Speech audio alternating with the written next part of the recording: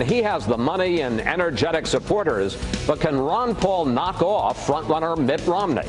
We'll ask the congressman about his strategy for winning the nomination. Joining us now is the candidate who finished in the top tier in Iowa and is a strong second now in most polls heading into Tuesday's primary here in New Hampshire.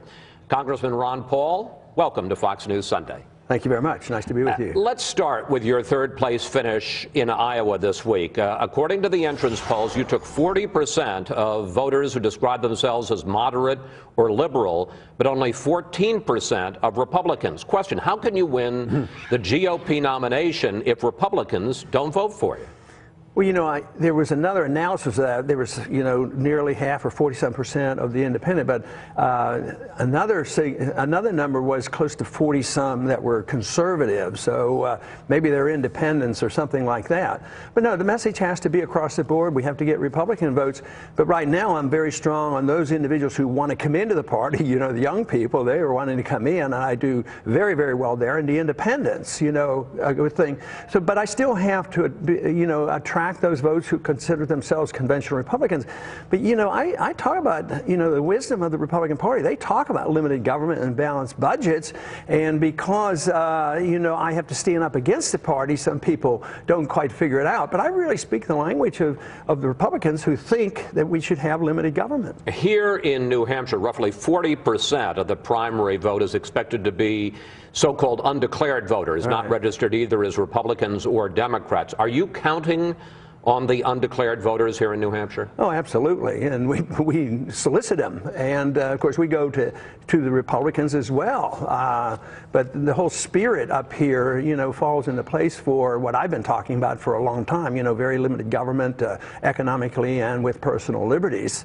And so we work very hard with the independents, but I think we're doing quite well with the Republicans, too. Your campaign manager says that your focus is to win 5 caucus states like Minnesota and Maine and Missouri, because if you take 5 states, you can then get your name placed in nomination at the Republican convention in Tampa in August. Question, that sounds more like a strategy to make a primetime speech at the convention or to affect the party platform than it does to win the nomination. Of course, that's the fallback. If we don't pull it off and we're not in first place, yes, that would be a good goal. And people ask me why I run, and I run to win, and I have won a lot, but we also want to help direct the party and the country in a certain way. So that would be a very, very positive strategy to have an influence in the party, so we certainly would look at that as well. Well, let me ask you about that, because there's a big deal made about the platform at the convention, and then frankly, I don't have to tell you, people ignore it. Yeah. Why is it important to you to get your views, anti-war views, anti-government views, into the party platform? Oh, I think so. And you're right. But that's also the reason the American people are so sick and tired of the promises by Republican and Democrat leadership. They make these promises, they have platforms, and they go and they don't do anything about it. The Democrats act like Republicans, Republicans act like Democrats. They keep spending the money. They don't shrink the size of the government. They don't protect our privacy. So then why do you care what's in the platform? Well, I guess I'm an optimist, that, you keep plugging away. I'd have to be an optimist because I've been plugging away for a long time. My views I've expressed since the 70s, but all of a sudden they're getting a lot of attention, a lot of popularity. The country, out of desperation now, is looking at a constitutional approach. In foreign policy, they're tired of the war. Just think how many people now are looking at monetary policy, and that only happens about every 100 years where people get real concerned about monetary policy, and everybody knows we're up against the wall on the spending, and the debt is a problem, and they know that I'm very aggressive on dealing with the deficits that we have. In your speech in Iowa Tuesday night, I think it's fair to say that you made a statement that no candidate running for president of the United States has ever made before. Let's watch.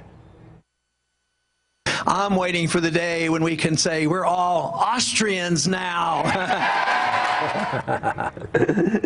I think you'd agree. No presidential candidate's ever said it. You were advancing in something you believe very deeply in the Austrian School of Economics, which opposes the idea of government intervention in times of downturn, of crisis, and says, basically believes in the value of what's called creative destruction. Is that what President Paul would do? creative destruction? Well, that is the answer to our problems. I mean, if you want economic growth, you have to listen to that.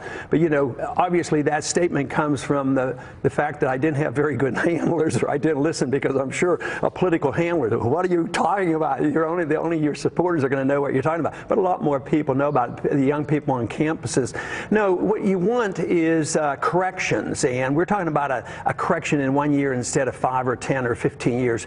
For instance, Japan's been correcting for 20 years, and they haven't cleansed their system. They haven't gotten rid of the malinvestment and the bad debt. We did it in the 30s, and we're trying real hard. We predicted these problems and said the malinvestment distortions come from the Federal Reserve having artificially low interest rates. So you're saying don't intervene, just if it's going bad, let it go bad. Quickly. In 1921, that's exactly what we did, and the GDP went down like 15%, and debt was liquidated. Nobody even remembers it. So now when you prolong it and you prop things up, like in the Depression, we did things like, well, the farmers didn't have enough money, so we needed more money for crops, so we, you know, plowed the crops under when people were starving. That's the silliness of government intervention. So you need to get rid of the mistakes. It's sort of like you need the operation, you need the surgical removal of the tumor, and the tumor is the mistakes and the debt. And this is why I make bold proposals to cut $1 trillion out of the budget. Last week, you were asked about and defended your criticism of the 1964 Civil Rights Act, which ended discrimination in public accommodation. Back in 2004, you said this, and we're going to put it up on the screen: the rights of all private property owners, even those whose actions decent people find abhorrent, must be respected if we are to maintain a free society. Are you saying that the owner of a restaurant, a private restaurant, should be able to decide whether or not to serve black people? What I'm saying is I'm challenging individuals to say, what is private property? Is private property, is your house private property, but your restaurant is not? How do you separate the two? One is good and you know, one isn't. But yes, we believe that the laws, the bad laws, the Jim Crow laws, where government forces integration, they're evil and monstrous. Forces segregation. Yeah, and so we have to get rid of those.